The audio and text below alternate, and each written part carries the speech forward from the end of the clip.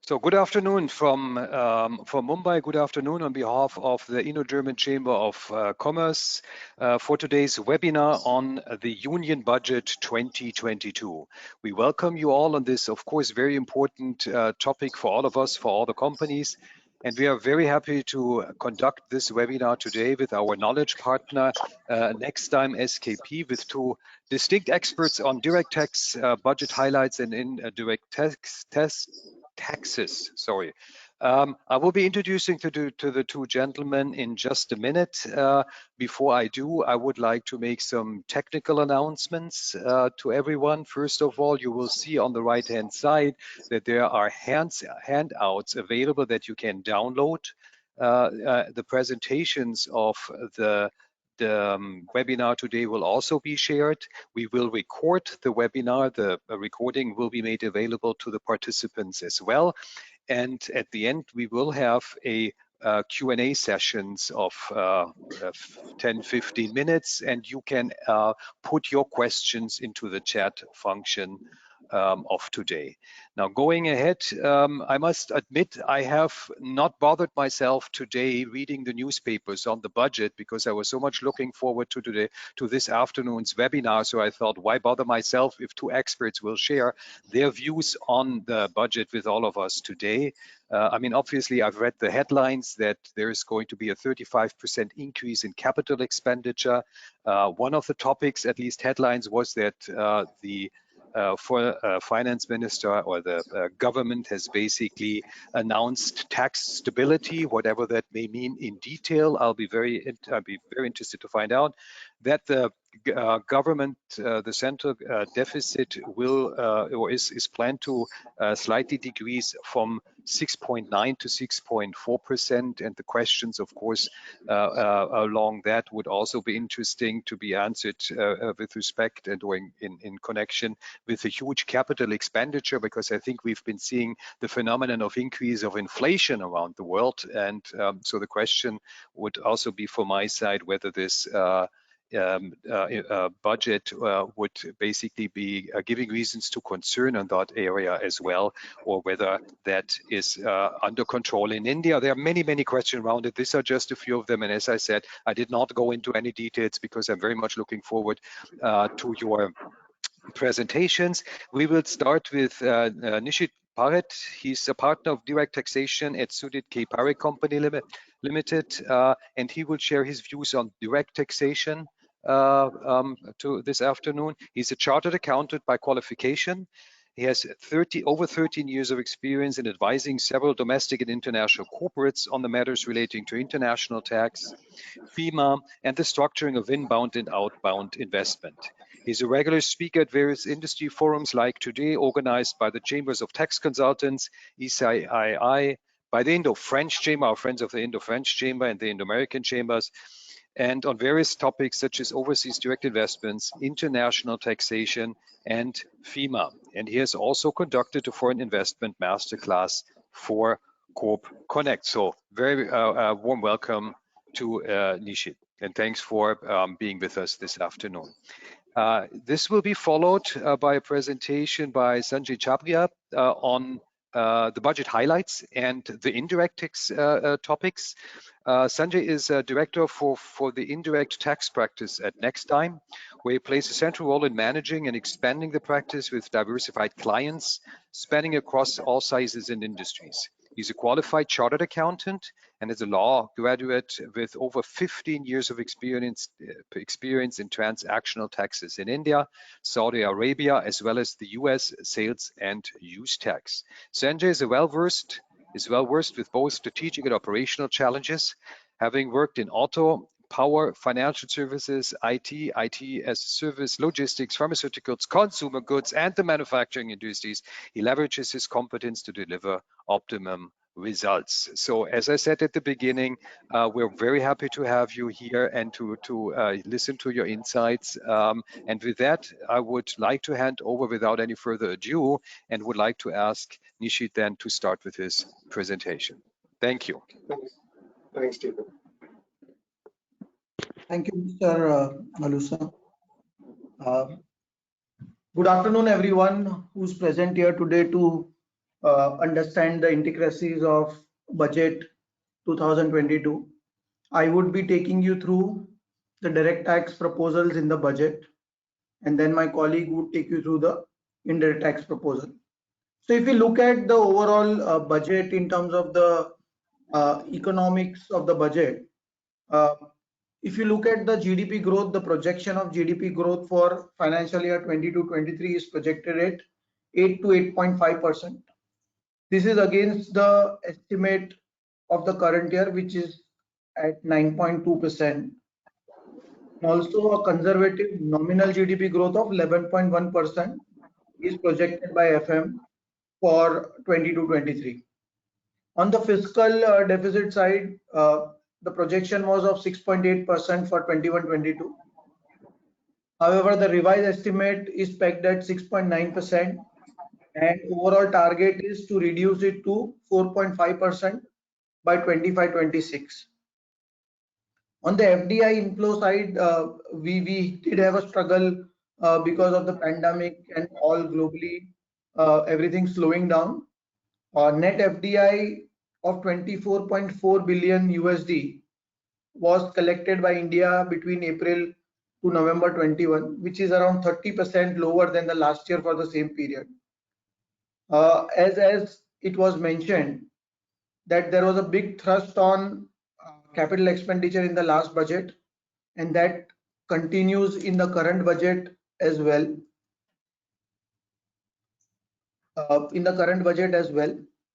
Whereby it is budgeted to, government has budgeted to spend around 7.5 trillion in financial year 22-23 on the capex side.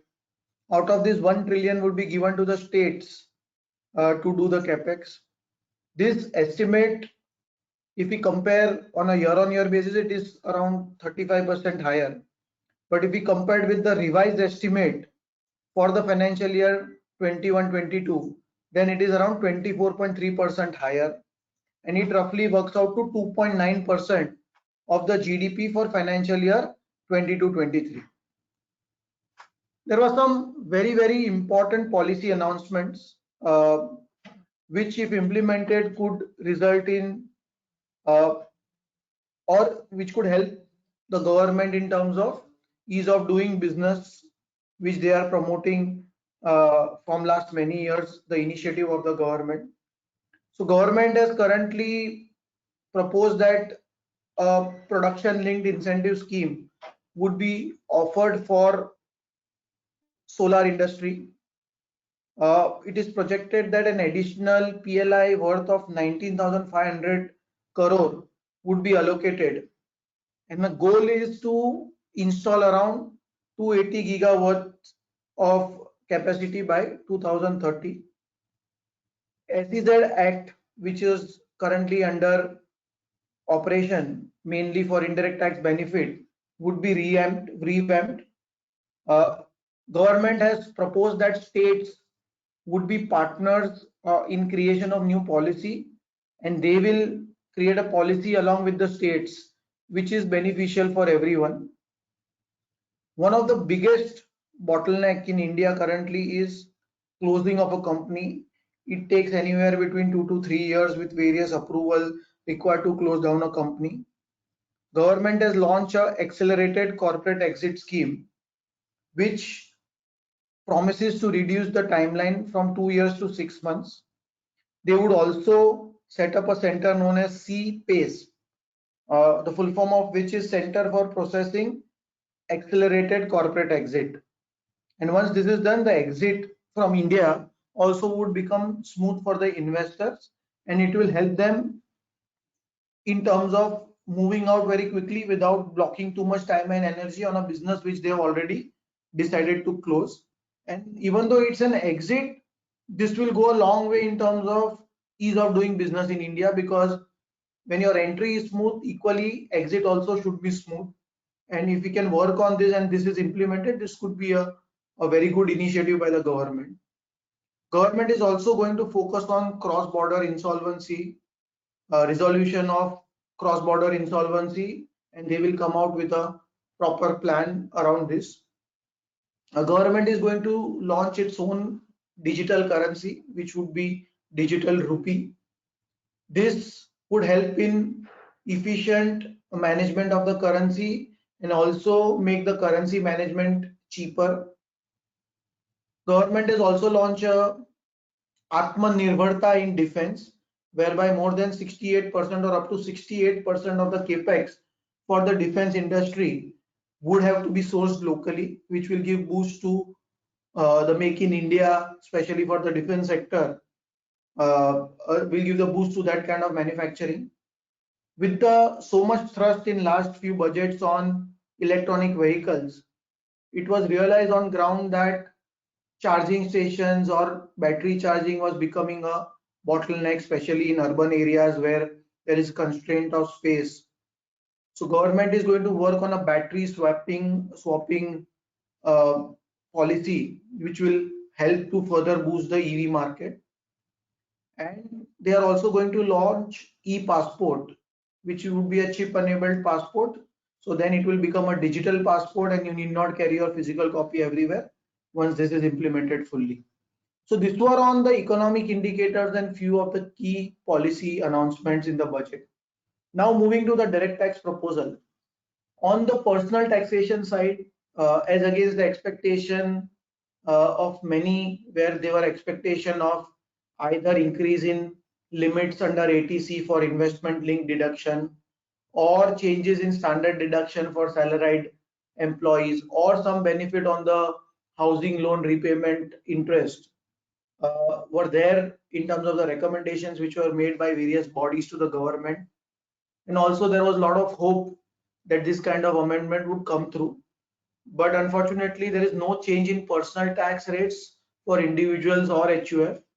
So everything remains status quo, no additional benefit or no additional hardship on individuals or HUF.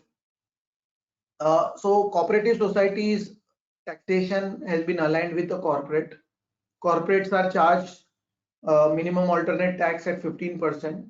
So to align with corporates, alternate minimum tax rate for cooperative societies have been reduced from 18.5% to 15%. And also surcharge has been brought in line with what is applicable to companies. It has been reduced from 12% to 7% for income between 10 million INR to 100 million INR.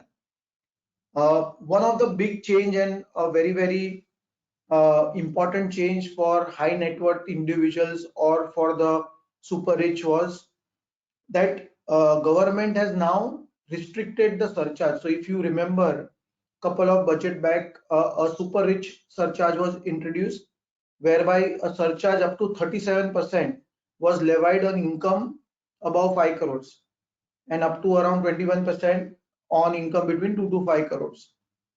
And there was a relaxation provided that if you are trading in securities online on an exchange, then that surcharge would be restricted to 15%. But this benefit was not available for other asset classes. So like a promoter of an unlisted company selling shares was still required to pay that higher tax of 28.5%.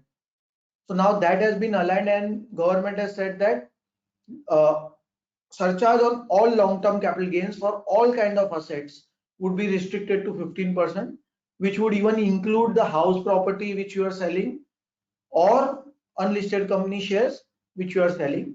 This in a way effectively results in reduction of 4.5% tax for super rich. Then there are COVID related tax exemption which were already provided by way of a circular. Now they are codified into the law, whereby exemption is given for any reimbursement you receive for medical expenses which you have incurred for yourself or your family member in respect of COVID related issues, and that is not taxable irrespective of whether it is received from your employer or anybody, and there is no limit also. Further, if you have received any money on death of the person due to COVID from your so you either you receive from employer or anybody else, then there is an exemption given. But if it is received from the employer, then the limit is, there is no limit in terms of what is the exemption. It could be any amount. But if it is received from someone else, then there is a limit of INR 1 million. and also there is a condition that it should be received within 12 months of the death of that person. On the corporate tax side also, no changes in the corporate tax rates. One important change which happened from an outbound investment perspective was, so in order to encourage Indian corporates to bring back money back into India, few years back, government had introduced a 15% tax rate for dividend received from foreign companies. So say a company in India has a subsidiary in US, and whatever accumulated reserves are there in that US company, if it brings back those accumulated reserves as dividend, then the tax rate applicable was 15% as against the normal corporate tax rate which is applicable. Now that exemption is proposed to be withdrawn from 1st of April 2022. The reason mentioned is that this is to align with the normal tax rate which is applicable to local shareholders. Your only concern or worry is that will it result in Indian corporates being discouraged to not bring about the accumulated reserves into India, which would in turn result in forex loss for India. So that in my view could be a possibility, and that could be a dampener from an Indian corporate perspective as well as from an Indian foreign exchange perspective. Also on the flip side, there is a possibility that window till 31st March is available because these provisions are applicable from 1st of April, that a lot of people who have accumulated reserves may bring back that money before 31st March to avail the benefit of this 15%, which is going under the sunset clause. Then if you remember, in 2019, government had reduced tax rate, corporate tax rate, and had also introduced a concessional tax rate of 15% for newly set up manufacturing company who would commence manufacturing activity before 31st of March 2023. Obviously, post this announcement, the entire world went into COVID-19 and related issues. So overall, the capital investment globally slowed down, and a lot of companies who were not able to take advantage of this, and there was an expectation that this manufacturing condition would get extended by a couple of years. But nonetheless, government has at least increased the limit by 1 year instead of couple of years, which was expected. Here, only dampener is that lot of clarity is still not available on the provision. So this provision provides exemption or the lower rate only to the companies which are engaged in manufacturing business and earning income out of that manufacturing activity. There are industry issues like what happens to incidental income to manufacturing, whether that is covered, whether then can be said incidental to manufacturing. So like if you are supplying a machine and you need to install that machine, then you will have some bit of service income in terms of that installation or after sale services. So what happens to that? Whether this benefit can be claimed in the first return you are filing after commencing your manufacturing, or you can claim it in the year you want to claim, because there may be a possibility that in the year you are claiming the benefit, there may be a loss and you may not want to claim this benefit, and you may want to use your MAT credit or others which is available. So when to claim, that is also not a clarity. Also no clarity on whether, if I say begin manufacturing in 31st March 2024, in the earlier years, can I have service income? Or it is that even though I am not claiming this benefit, or I am eligible to claim once I begin manufacturing 2024, but the condition of not having service income would have to be looked at from year one. So these were certain issues which required clarity. However, no clarity has come about, and it was highly expected by the industry participant. Another exemption which has come about was on startup. So startup were allowed to claim exemptions basis various conditions.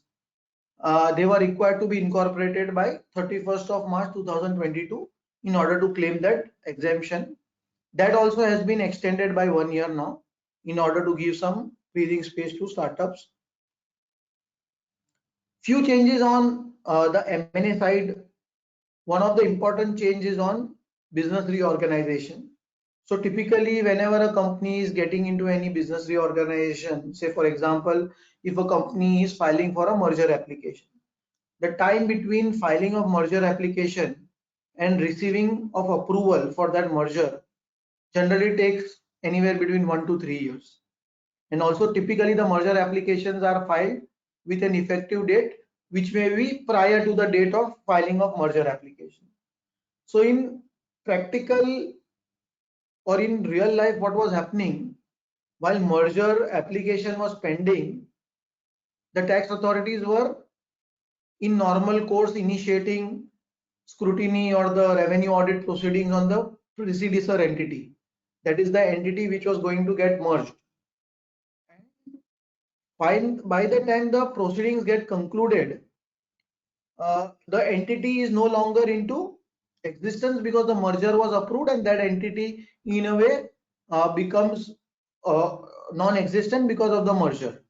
And that's where taxpayers were taking an argument that the assessment carried out on an entity which is not in existence for that particular year is invalid, and this kind of arguments have been accepted by various courts, and this was resulting in losing out on fair share of revenue by the government.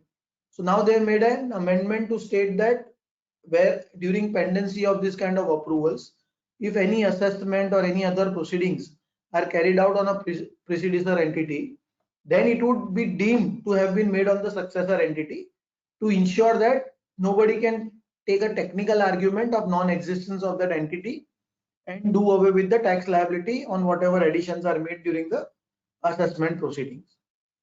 Also, what was happening that once the merger happens, the merged entity had to file revised returns considering the impact of the new entity, because that would also have impact of the new income and everything which comes from the merged entity. So there were no enabling provisions to file those revised return. Now enabling provisions have been provided to say that the merged entity can file the revised returns within 6 months of the date of the order to reflect the correct picture post merger. Then there were a couple of clarificatory amendments which came on the goodwill and the slum transfer definition.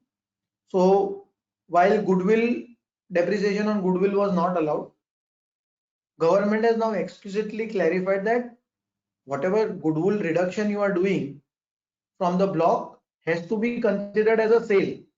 This is mainly to ensure that whenever the goodwill which you are removing out of the block and you have other assets in that block, so if you treat this as a transfer, then whatever additional remains or there is an excess, then that has to be offered as a capital gains tax. In the last budget, government had said that slum sale does not necessarily mean only a transaction where there is a sale and there is a cash consideration. Even if there is a slum transfer or slum exchange, so you are selling a unit in exchange of shares, that is also covered. But while drafting the definition of slum transfer, they have used the word sale instead of transfer. So there's just clarificatory amendment to change the definition of some slum transfer to include that word transfer instead of the word sale has been made. So this one is one of the biggest change which was highly expected with the fact that there were so many favorable rulings which were coming in. So typically what happens that any corporate tax which you pay is not allowed as a deduction while computing your business profits for a company or for anybody. Interestingly, a lot of corporates in last few years had adopted a position that education cess is not part of the definition of surcharge, and also the purpose of education cess, the intended purpose of education cess was to collect money to facilitate the education system in India, and hence it is not part of the tax, and hence it's a business expenditure which should be allowed as a deduction. And there are two High Court decisions, one is Bombay High Court and Delhi High Court decision, wherein this position was allowed. Post that, there was a Kolkata tribunal decision wherein the Kolkata tribunal had distinguished both the High Court decision and said that education cess is nothing but a way of collecting additional tax, and it is nothing but an additional surcharge, and that should not be allowed as a deduction. So after giving a detailed analysis in the memorandum to the budget, the government has made this amendment whereby they have clarified that this education cess or surcharge would not be allowed as a tax deductible item, and this amendment is said to be clarified from 2005 onwards. So in a sense, it's a retrospective clarification which is made. Here the interesting part would be to see that people who have claimed, with the decisions coming in, the corporates have started claiming this as a deduction in their tax return itself. So for taxpayers who have already filed the tax returns for last 2 years claiming this, it would be interesting for them to analyze whether they would want to go ahead with the claim and argue that it's a retrospective clarification, should not apply, or revise the return, pay the tax and close the matter, or see the impact of this amendment in light of what will happen to the penalty. Assuming I claim this, I don't do anything with my tax return. In the assessment proceedings, this is disallowed by the tax officer, citing the retrospective amendment. Then whether I would be liable to pay penalty on that. My personal view is that given that this position was backed by High Court decision, it should be a good case to argue that no penalty should be levied on this issue at least.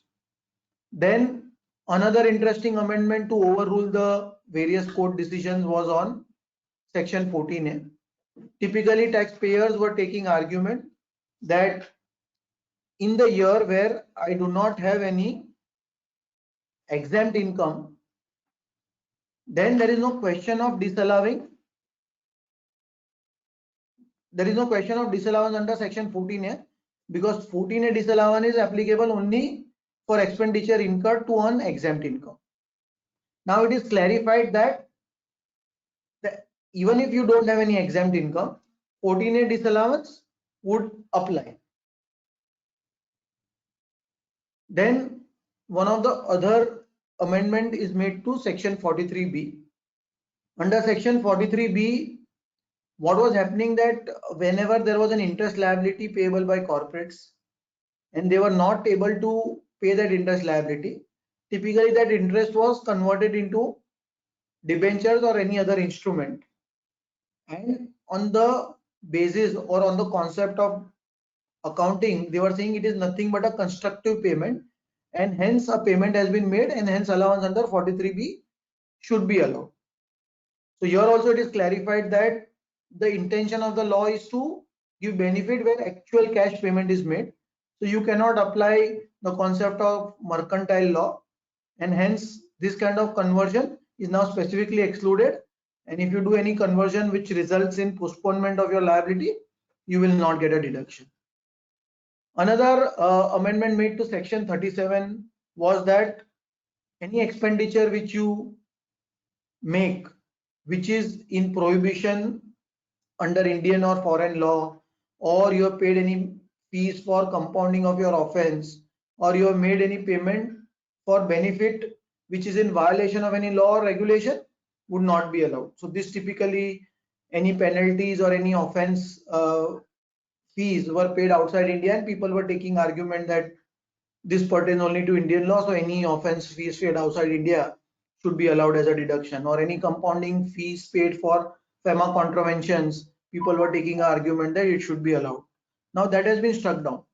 But interesting thing is that while this amendment is applicable from 1st of April 22, that is from financial year 22-23,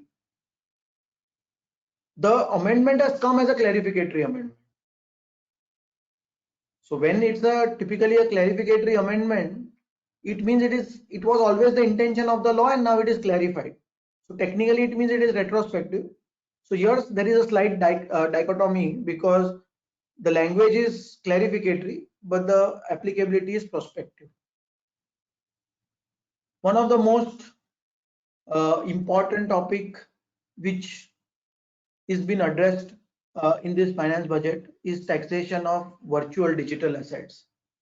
I am purposely not saying cryptocurrencies because the virtual digital asset definition provided by government is very wide, and it will cover cryptocurrencies, it will cover NFTs and any other digital assets which can be created or which can be envisaged. Here again, the tax levied is at 30% without giving any deduction or allowance except the cost of acquisition. No set-off of loss, neither carry forward of loss is allowed. In fact, a TDS obligation to track this kind of transaction of 1% on payment to resident has been brought into the law. Even if you gift a cryptocurrency to someone, then the recipient would have to pay tax on the fair value of that gift received. 3-4 open points which are there on this which may require clarification is that if you are dealing in cryptocurrencies in an exchange, whether it is responsibility of the exchange to withhold tax, whether exchange would be able to monitor who is buying, who is selling. This looks like a complicated issue for the exchanges, and they will have to figure out how they will carry out this compliance. Also, in case of gifts, they say that fair value is taxable. Assuming a cryptocurrency is not traded anywhere and it has been created by me and given gift to someone, how valuation would be derived for that? The fact that it's a virtual asset itself and the value derivation would be very difficult. So no proper mechanism or guidance has been provided as to how the valuation for this has to be derived.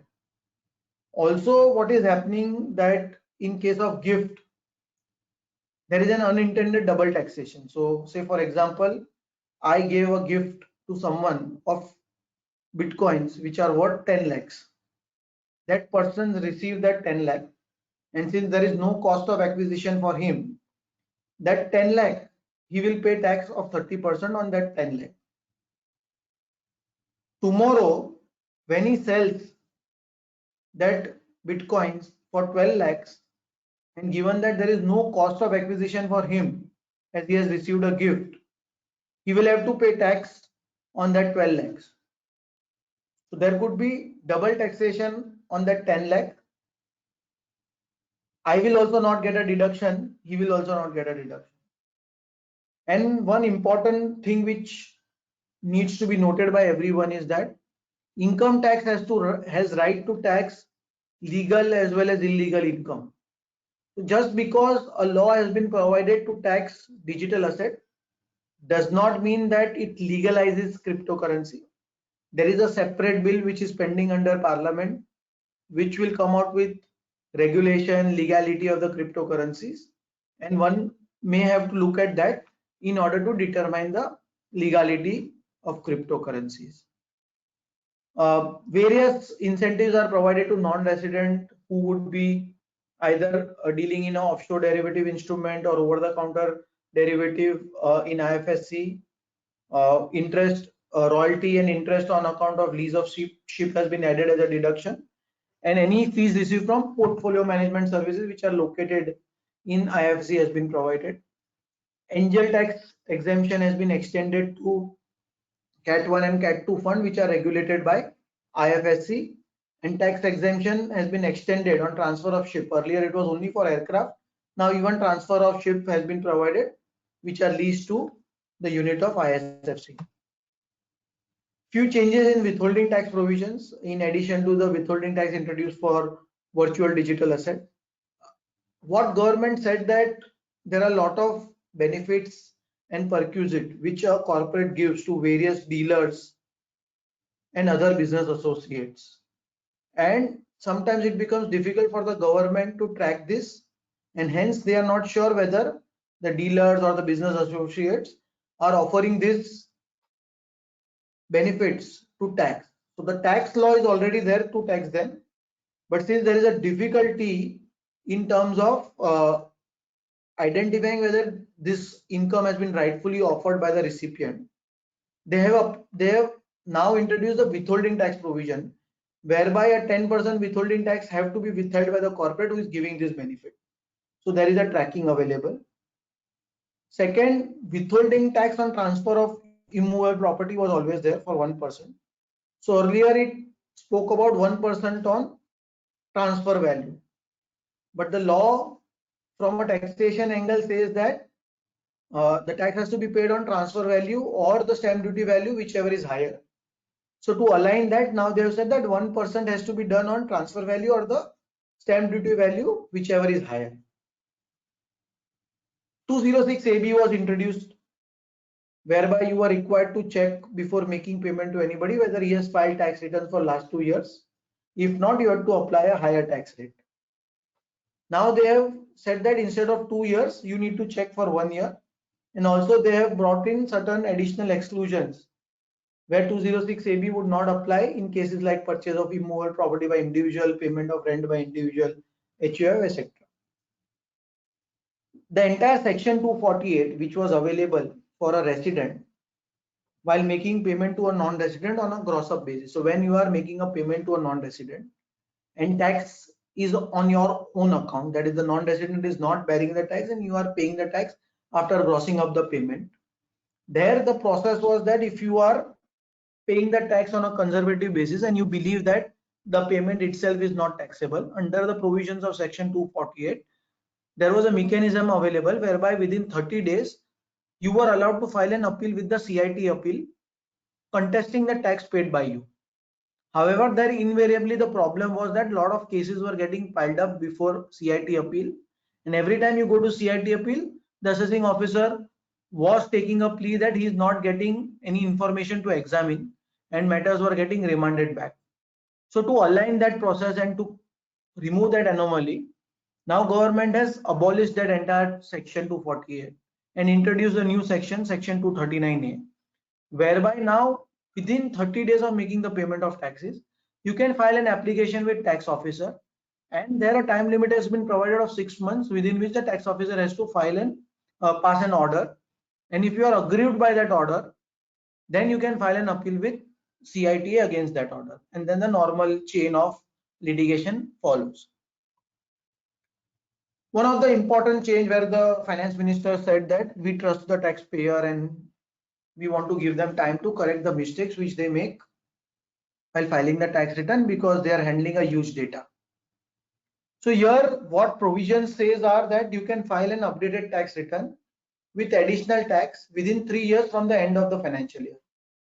Additional tax is 25% or 50%, and this 25% or 50% is on the tax and interest which is due.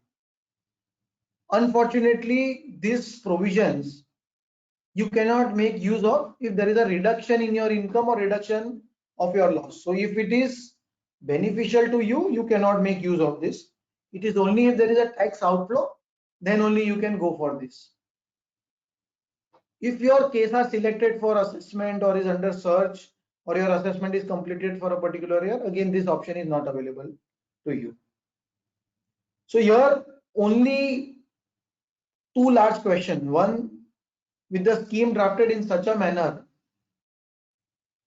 we are not able to think of situations where a taxpayer would indeed be willing to go for this because the tax which he is paying is 25% or 50%, and what would be the situation where he can go because he cannot update any other details which he has incorrectly filed, and this may become not so relevant provision and may apply in very few cases, say where one of your year is there under reassessment and you think that the claim is weak and you believe that in subsequent year also a reassessment notice would be received, you would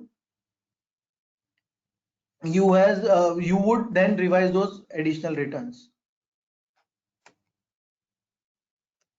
Another changes in litigation process are on litigation management by revenue. So this provision was already there whereby revenue can stop filing appeals because a similar identical question of law is pending before High Court or Supreme Court. The only change is that now instead of your own case, government can also look at a similar question of law which is pending, and also instead of one person deciding it, a collegium can decide. 263 provisions did not have provision for a TPO to revise the order. Now that enabling provisions have been made.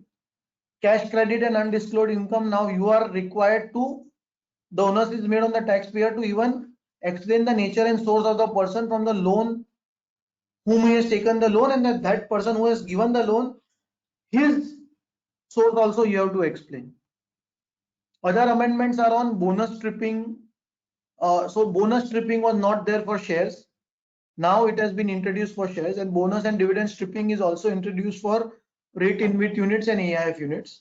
Also significant changes in process and compliances related to trusts have been made in the budget. So that's it from my side, and now I will hand it over to my colleague Sanjay to take you through the indirect tax changes, and post that we can take up the questions. Thank you, everyone. Thanks, Nishit. I hope my screen is visible. Maybe if you can just confirm, Sana, Monash. Yes, Sanjay, we can see the indirect tax proposal slide. Thanks. So maybe to start with, I think direct tax proposals are always, I think, far more detailed, and it actually goes in deep diving, and maybe a lot of thought process is actually, put in through to draft them, and that's why I think those time is actually always taken, at a very large scale, and most of the time goes through that, including the finance minister. Actually, what she does is that, whenever she comes to the indirect tax proposal, she says, okay, these are the bullet points, very high level bullet points, and rest everything you can refer to the annexure, and when you refer to the annexure, it has been maybe in the past that from 2017 onwards, when the GST came and the proposals are more or less restricted to customs, but suddenly it is in this budget very specifically, GST is, there are a lot of things which have crept through, and maybe welcome moves at certain places, and maybe some surprises where you will actually start facing. So it's a expanded budget. Maybe I think there was some question, wherein they were trying to ask that, do you see a growth on the industry, or is there a MSME incentive which has been given? Yes.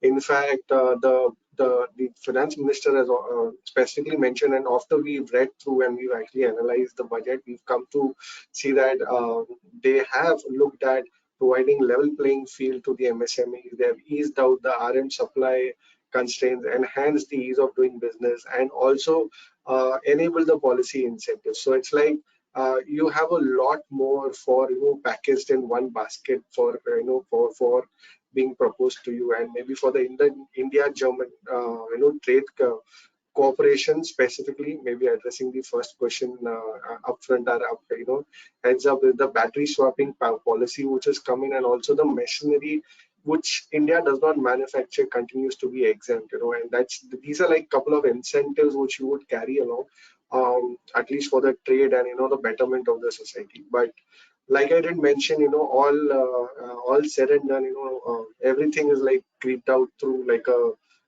the detail lies in the devil lies in the detail. That's what we are trying to unfold for you over this conversation, or maybe the presentation. So the first come first, maybe the happy news first. The limitation period for availing your ITC, the issuance of GST credit notes, any error if you would have crept through in your returns, your amendment of outward supplies and amendment to your TCS returns. All these four, earlier were the limitation period was the last day of September, which is of your filing of GST R3B. They have extended this to 30th November. So we are expecting that this is at least a 40-day extension. So a welcome move for us specifically.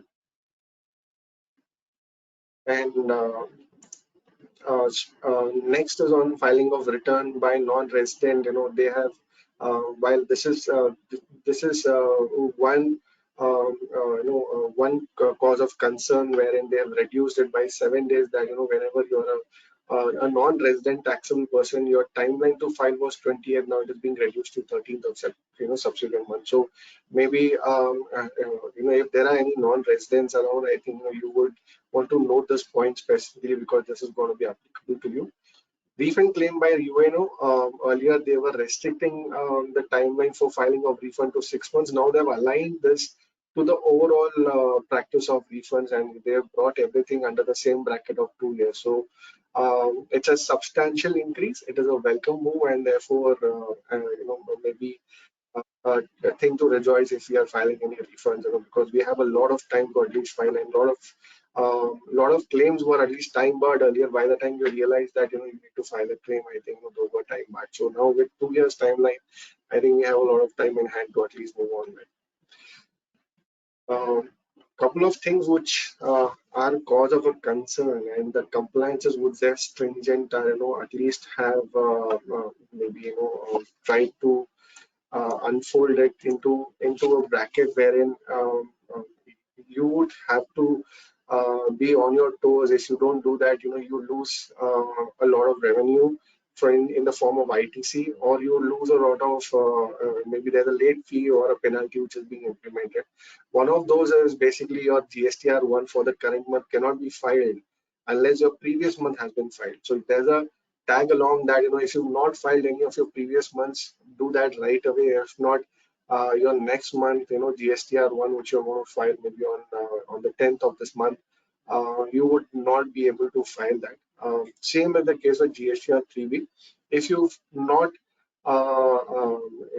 you will not be able to file your 3B if you not file your GSTR1. So if you not file the GSTR1 for say this month, you would also not be able to file the 3B for the same month, at least. So what they are looking at, and while it is an adherence to the GSTR1 starting point from 1 and 3B, which is effective expected soon, but preferably, the suggestion is here that you comply as soon as possible, so that you are going forward compliances are adhered to from now on. Second important and maybe harming legislation here is that earlier, somewhere in January 2021, they had prescribed a rule wherein they had mentioned that 99% of your credit can be, for payment of your taxes, wherever, say, your taxable supply for month is more than 50 lakh. And then maybe you will have to end up paying taxes by utilizing your credit of say 99%, and 1% has to go in cash.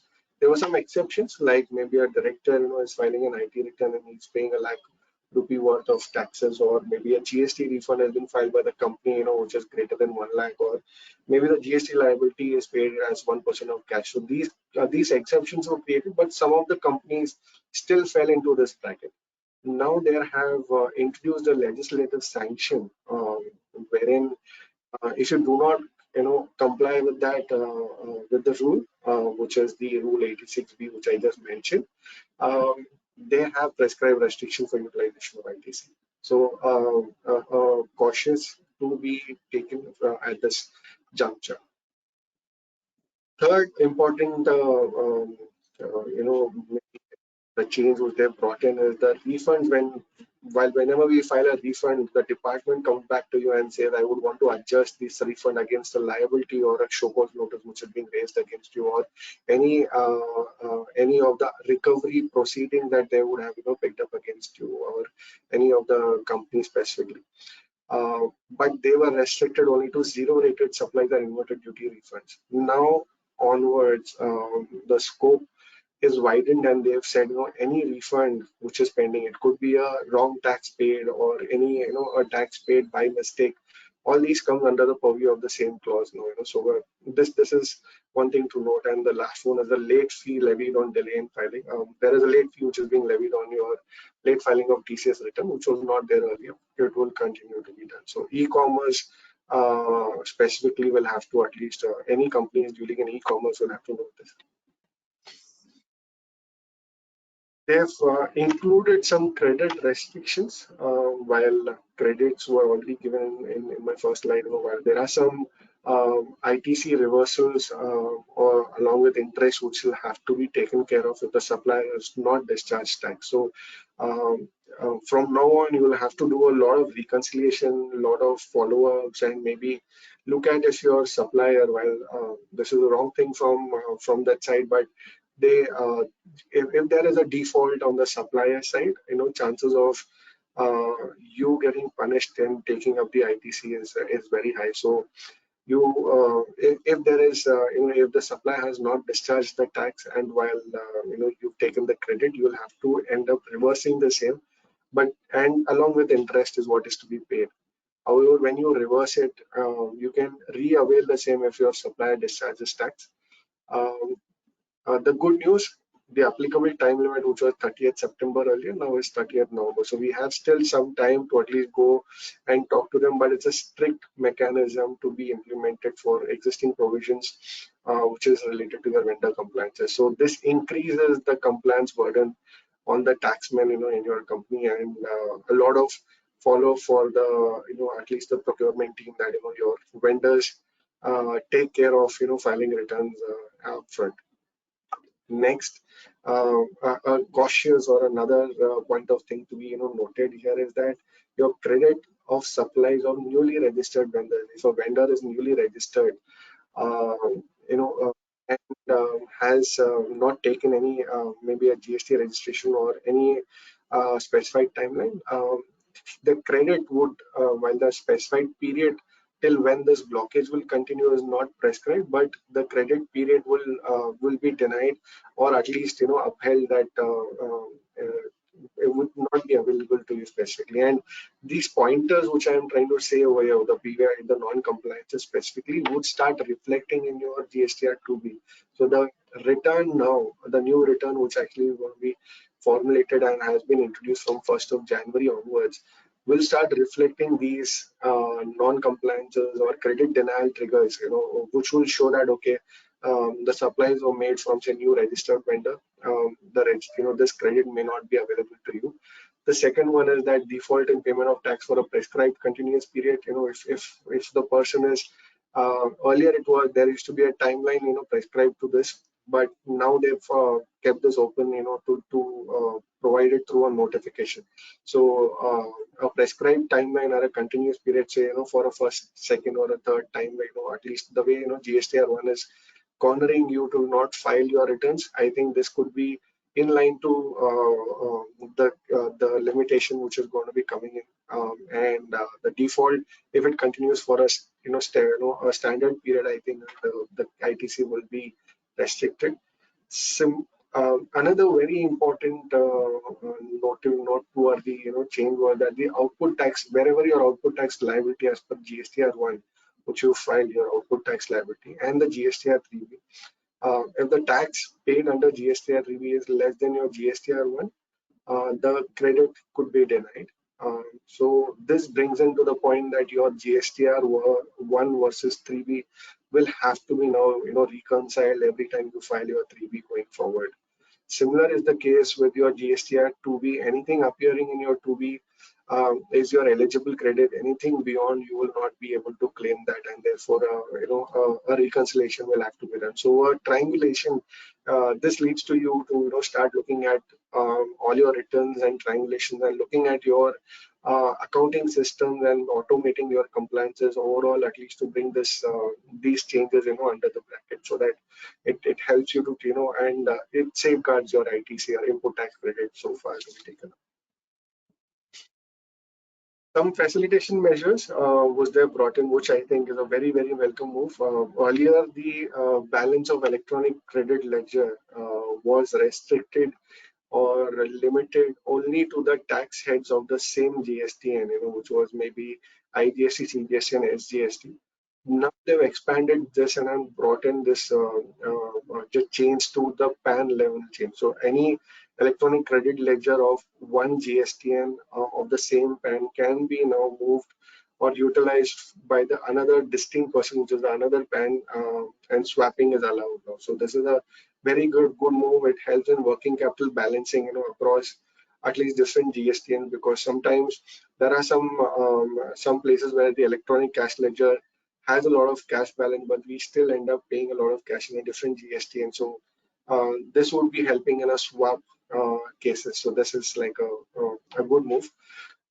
Interest applicable has been reduced or pruned a little bit by say 18% on utilization of incorrect ITC, while they have clarified that it is utilization and availment. So if you only utilized and not availed,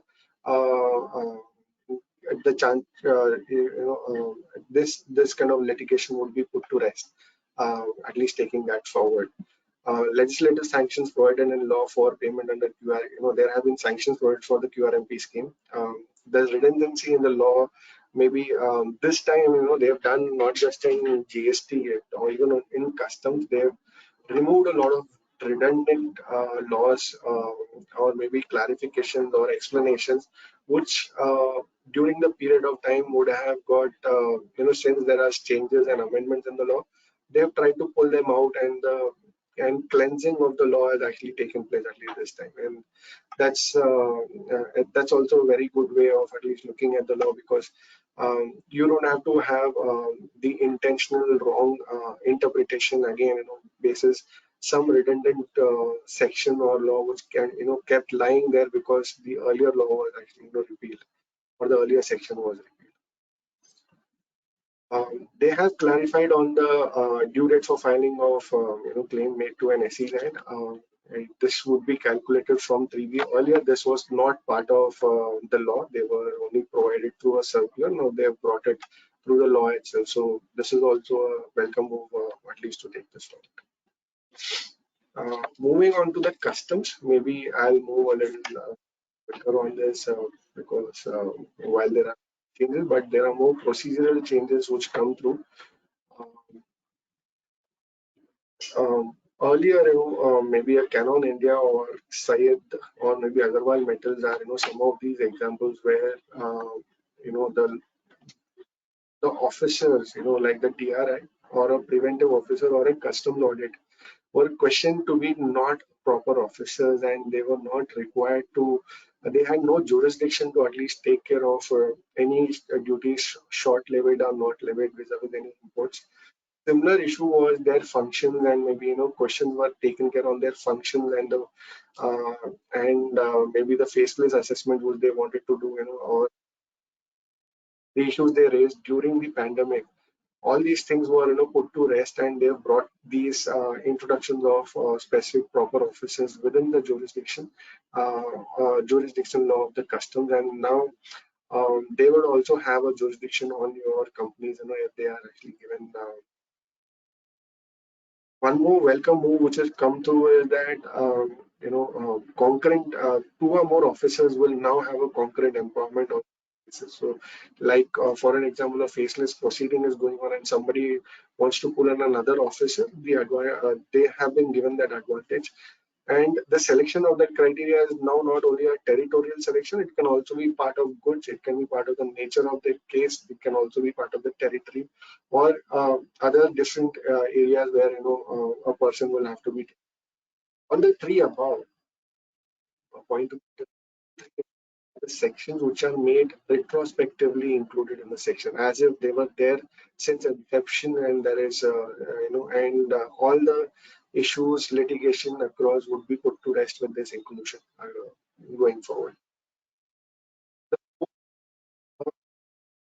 Which has been was being at least practiced at some jurisdictions, and some of the jurisdictions were at least defaulting on is that reassessment, adjudication, or any inquiry or investigation which is say taken care by a DRI or a preventive or an audit customs officer or any other officer which would have taken care of this, the final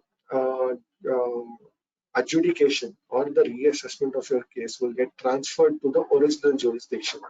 As compared to earlier, it used to happen, with the same jurisdiction officer. Now it will move to the original jurisdiction. It is an advantage that you don't have to re-explain your case, your company's details, the work that the company does, and maybe the transactions we are involved in. At least that is the larger advantage. Saves time for us, but and the advantage is that we know the concerned officer also.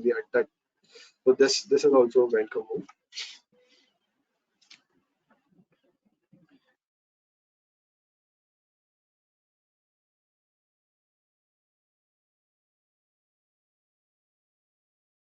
So there are some additional applications like the valuation procedure or for undervaluation. The CBIC has proposed that there are some additional applications there. So earlier the restriction on SVB or the special valuation specifically or any other valuation under customs was undertaken by Section 14 specifically, wherein the 3 prescribed or 4 prescribed conditions were actually to be looked at and valuation was done on that basis. But considering the issues, I think they have introduced an additional obligation wherein, basis the circumstances or the manner of the import and the intent, undervaluation or improper reporting would be again verified. So the CBIC now holds the position that they have that authority to start looking at it and imposing any new obligation or additional circumstances where these kind of changes are actually going to be brought through. Advanced ruling, there are a lot of changes which they've brought through the advanced ruling. One is that only it will only be valid for 3 years. Earlier, the advanced ruling was valid for an extended period, or maybe till the time there was a change in the facts or maybe the law itself. But now they have said that it's 3 years or the change in law, whichever is earlier. The validity of the existing rulings will also be at least undertaken from the period they would prescribe. Time limit to withdraw an application, earlier it was 30 days. Now you have a larger time here. You can withdraw till the time it is pronounced. So if an AIR takes say a year's time to be pronounced, you have 1 year time at least in your hand to withdraw it if you rethink that okay, the advance ruling is no more, it does not hold any good, maybe with a change in law or change in facts or anything which you are looking at and it's changed. Application fee, there's a change in the application fee. Earlier there was a number prescribed to it. Now it will be actually prescribed through a notification. Currently there is no specified number which they have given. Earlier the fee was 10,000 rupees. Now I think it will be based on the notification they'll come through. Like I mentioned in my earlier slides, any redundant, all the redundant explanations and definitions aligning to the advanced ruling were called out and removed specifically.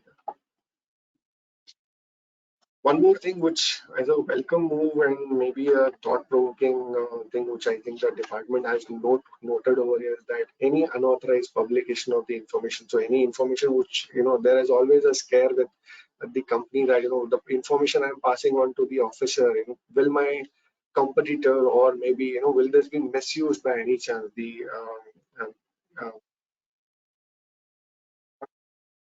section coming in or the amendment coming through, any unauthorized publication of such information will now be punishable with an imprisonment or fine. So the officer cannot pass on your information of details of your exports and imports to any other person unless required under the law.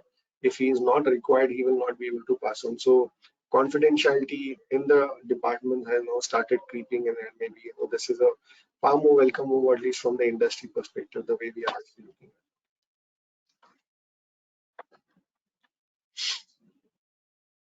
Some very important changes on the IGCRD, which is import of goods at concessional duty rates. They have simplified and automated the entire process, where they will be providing some standard forms. The entire process will now be digital and transparent. It eliminates the need of transaction-based permissions and intimations. There will be a one-time statement in IGCR1 and on non-receipt of goods, which and periodical statements of basically you'll have to file a one-time statement of IGCR1, through which you would move on to the import registration of IIN, basis which you will have an advantage of using the IIN number when you do not receive the goods, it's like an identification number which is given to your goods which you are importing going forward, which you will be used if you do not receive the goods or even doing your monthly compliances. That's the way the advantage you will get through your online compliances. This all online compliance is going to happen through the customs portal. And would be looked through the customs portal itself, and therefore an complete automation creeping through going scheme which has been introduced, and this is the scheme which the finance minister was emphasizing on that the exports on the value adds will now will receive a duty free or end use criteria exemption under the scheme. And to operationalize this, they have included the handicrafts, textiles, leather garments, footwear, and other goods as part of the scheme. As a condition, the goods will have to be exported within 6 months, and will with the requirement that these are value added or produced within India specifically. So that's also another scheme which we are looking at. Maybe the details which are still awaited, we'll look upfront for getting them in details. And maybe to like you would have seen and you would have heard a lot of stuff on customs getting pruned. There's a lot of Make in India and the Atmanirbhar Bharat, and trying to phase out that everything happens within India. The import duty, which had a lot of exemptions, and due to which the Indian market was actually getting harmed, and maybe harmed specifically on the production basis. This have now been rationalized. Most of the concessions, not just general exemptions, even the project import scheme has been pruned, and slowly they would actually come in the taxability bracket. The advantage which the Indian sector or the Indian manufacturer, the Make in India policy would get through is that it gives you a level playing field, and this is in line to the national capital goods policy, wherein double capital goods production, which would at least double the capital goods production by 2025, and this needs to be carried out through the would be carried out through the phased manner till from 2023 onwards.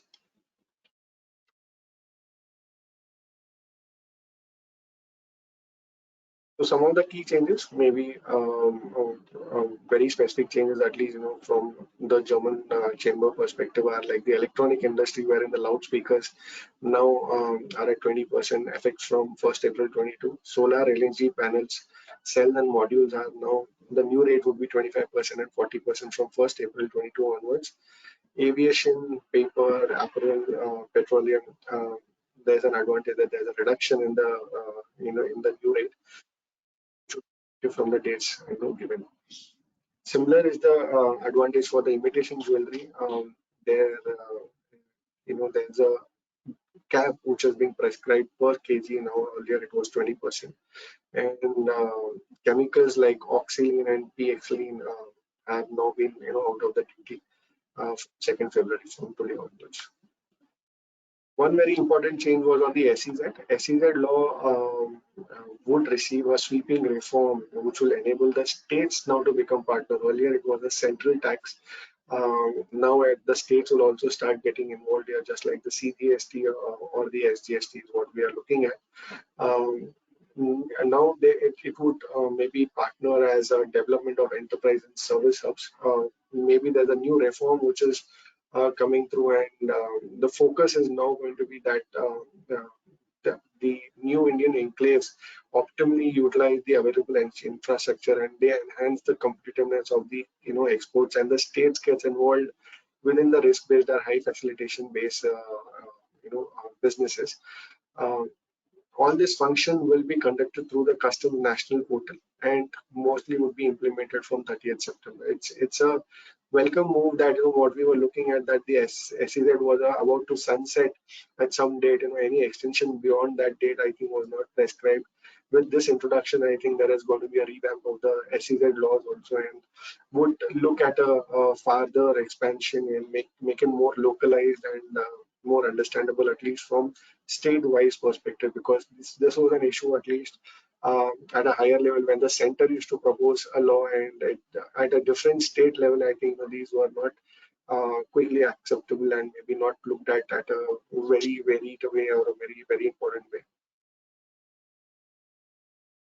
One final maybe change is that there is the petroleum products are now will have a additional 2 rupee per liter, which will be levied on the diesel and petrol, which will start from 1st October. This will make the consumption of fuel dearer, but maybe this initiative was to enhance the green footprint of the government, and that's what they actually have been looking at, and trying to increase the fuel prices just to reduce the pollution or the green and increase the green footprint. So that's it from me. We are happy to take any questions if any. Mona has. Thank you very much, Sanjay. We'll immediately dive into the first question without further any delay. So, does the budget reflect any mood to encourage Atmanirbhar or Make in India? Yes, so I'll take this question. So yes, there are several measures announced which indicates that the intention is to make it a Atmanirbhar Bharat. So like we discussed, there is a thrust on defense industry, whereby government has announced that 68% of the procurement on the capex side would happen locally. Plus, there is a scheme under highways to build around highways locally, expand that. Second is incorporation advantage for a manufacturing setup entity in India, giving a beneficial tax rate, which will in a way promote Make in India. Benefit extended to a startup to promote Make in India or Atmanirbhar Bharat. Revamping of certain custom rates like Sanjay just highlighted to promote Atmanirbhar Bharat, or increasing certain rates to promote local consumption. So in my view, Atmanirbhar Bharat and Make in India remains at the forefront for the government, and they continue to work on it in their policy making. I think, Nishad, in fact, the way I think they brought out the exemptions also, 350 and project import scheme was a very important scheme for a lot of large, projects, and therefore bringing out those exemptions and taking that step that, we'll impose a high tax liability on any imports. It indicates the same that Make in India concept and Atmanirbhar is being facilitated. So that's my, I agree to you also. Right. Thank you very much. The next one, can we file updated tax return only if revised tax liability is more than 25%? What if the additional tax liability is 10% of the original tax liability? So it is not about what is the percentage of liability. For filing an updated tax return, you have to pay tax over and above what is your tax liability. So irrespective your tax liability is 10% or 25%, you have to pay that along with interest. So say your liability comes to 1000 rupees and interest comes to 200 rupees, then that 1200 rupees has to be paid, and on that additional fee or additional tax of 25 or 50% has to be paid. So it is not that how much is your liability, that 25-50% is an additional tax. So if you have missed out on anything and you realize afterwards, you can pay that tax plus the additional tax and an updated tax return. What will it do with that? It will help you in terms of saving you from the penalty. And also, as I mentioned during my discussion, that given the kind of rates they have provided and given the kind of situations they have provided, I'm not sure how effective it would be. Thank you, Rishit. Moving on, what about the assessee who has paid interest of 24% per annum for ITC, wrongly availed and utilized? Will he get 6% refund of interest already paid? I think so. This is for Sanjay. I will take it up. Am I audible? Yes. Yes. Yeah. So basically, this is an introduction of change in rate. So if you already paid 6%, I don't think so there will be a refund of the interest already paid, because the interest is reduced from what it was earlier to 18%. So going forward, you will have to pay 18%.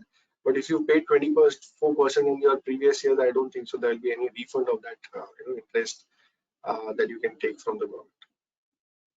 Thank you, Sanjay. Thank you. Nishit, this one's for you. Regarding COA of cryptocurrency, whether the department can deny the cost as deduction, considering that the crypto purchase is illegal and hence deduction for COA cannot be given. Is this true? No, so my view on this is that there are two different things. One is the legality of cryptocurrency, and second is on taxation of cryptocurrencies. So illegality, assuming tomorrow government comes up with a law which says that dealing in cryptocurrency is illegal, then you may have separate penalties, imprisonment, and other kind of consequences under that particular regulation. But from a tax perspective, the law is clearly laid out that you will get the cost of acquisition, and on the balance income you will have to pay 30% tax. So in my view, cost of acquisition would be available irrespective of the fact what happens to the legality or illegality of the cryptocurrencies. Thank you. Next one is, could you please throw some more light on digital assets? So digital asset definition is very wide. It covers, I mean, the question would mean that you want to understand what is a digital asset. So digital asset definition is to include any digital currency, any digital work or enhancement which is created by someone over a digital platform. And it's a very wide definition. It can cover anything, and for benefit of the audience, I can very quickly read it as well, so we can understand the complexity or the wideness of the definition of the virtual digital asset.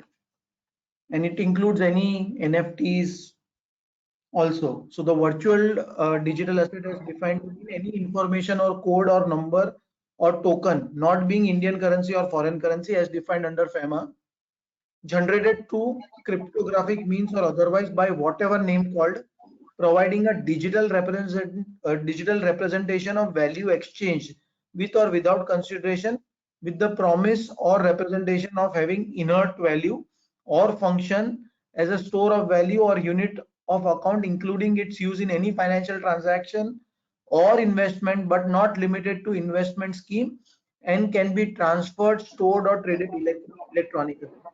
Then it includes NFT, digital asset, which is specified by the notification by central government. So if something gets missed out of this definition, central government has the power to notify that this should be considered as a virtual digital asset. It is so wide.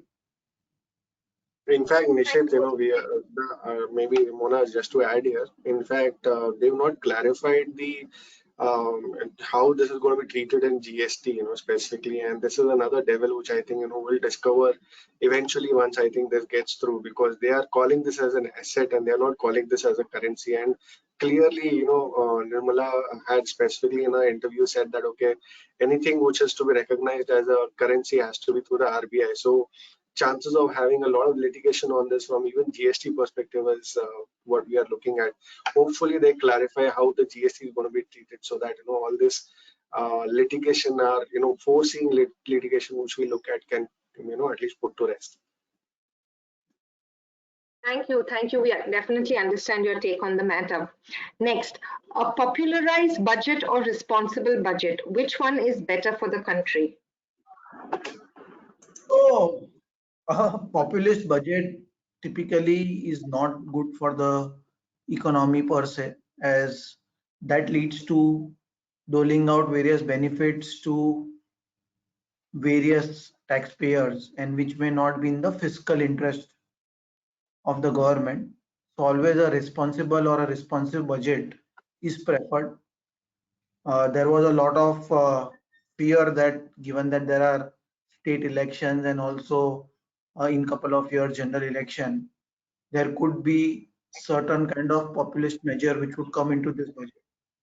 But to say it was a very bold move on the part of the government to not get into the temptations of election, and they have put out a very responsible budget in my view. Obviously, personally, I would have liked some benefits on the salary or on the housing or on the investment part, but if I look at it purely as a professional, it's a very balanced budget and there was no room in terms of tinkering with anything on the tax side.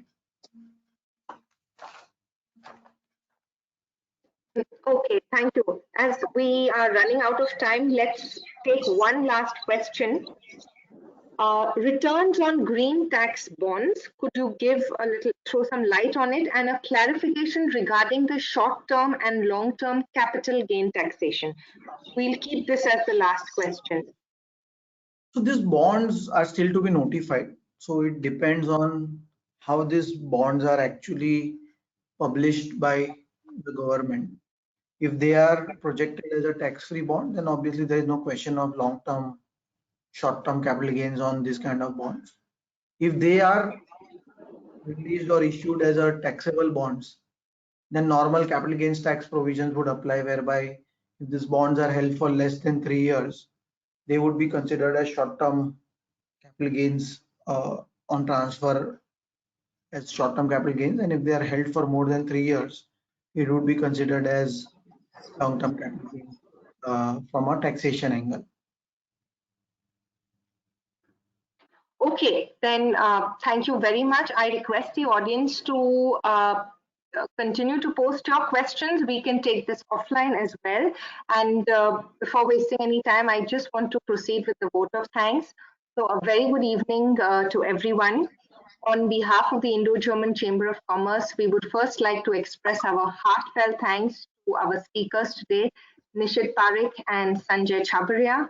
Thank you for taking time out, your valuable contribution, inputs, and expert and express opinion, if I may say, on the 2022 Union Budget.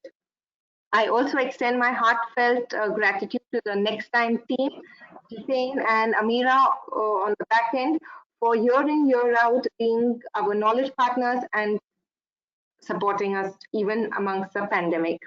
For all those who have missed any part of today's session, we are happy to inform you that IGCC is organizing another budget webinar on Friday, 4th of February. You may find the registration link in the chat box here, so please feel free to join that as well.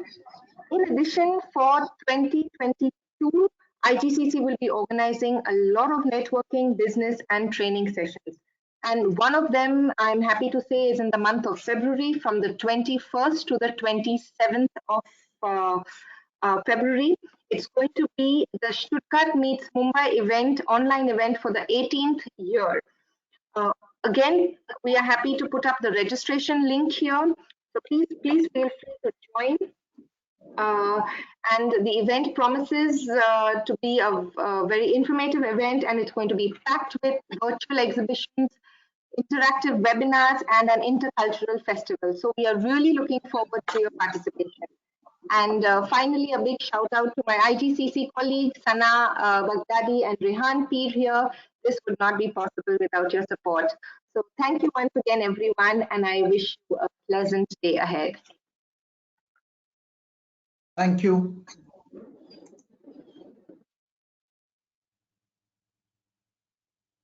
Thanks.